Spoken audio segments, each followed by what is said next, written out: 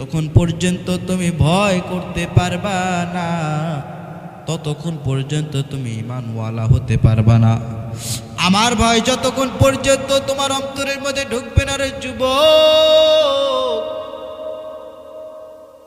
আমার তাকওয়া যতক্ষণ পর্যন্ত তোমার অন্তরের মধ্যে থাকবে না, তুমি যত বড়ই নেতা হও না কেন, তুমি যত বড় আলেম হও না কেন, তুমি যত বড় বক্তা হও না কেন, হাজী সাহেব ভাই, তুমি যত বড় হাজী সাহেব হও না কেন, যতবার তুমি হজ করে আসো না কেন, যত বড় দানবীর হও না কেন, তাকওয়া যার অন্তরের মধ্যে থাকবে না, তাকওয়া যার দিলের মধ্যে থাকবে না, আমার আল্লাহ তাআলা ডাইরেক্ট বলেন ওই বান্দার অন্তর আমার কাছে উপকৃত হবে না। এই জন্য আল্লাহ তাআলা বলেন আমাকে ভয় করো, এ মানুষ এমন ভয় করো